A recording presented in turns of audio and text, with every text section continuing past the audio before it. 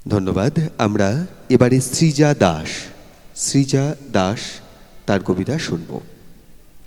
নমস্কার, আমার আজকের নিবেদন কবি ভবানী প্রসাদ মজুমদারের লেখা কবিতা রং বদলের ব্যাপার স্যাপার।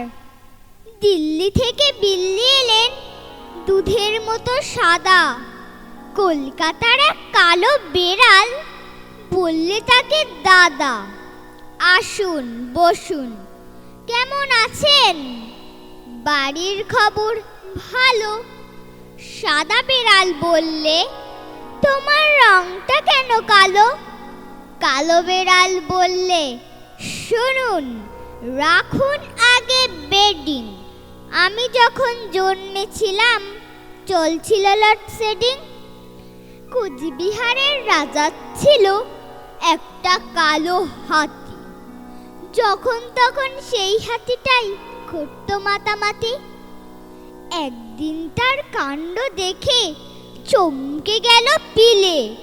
5টা কাপড় কাচার সাবান ফেললো হাতে গিলে। পরদিন কি ঘটলো ব্যাপার বলছি শোনো দাদা। সাবান খেয়েই কালো হাতির বাচ্চা হলো সাদা। রামুর সাথে দামুর সেদিন হঠাৎ হলো দেখা। বললে রামু, শোন রে দামু, চললি কোথায় একা? 9 মাস বাদে দেখা হলো, কেমন আছিস? ভালো। আগে তো বেশ ফর্সা ছিলিস, এখন কেন কালো? সেদিন ভোরে বললে ভোদা, বলতো ভেবেই হাদা, রাত্রে ফোটা ফুলগুলো হয় কিভাবে সাদা? বললে হাদা, হায় রে গাধা, এ তো সবাই জানে।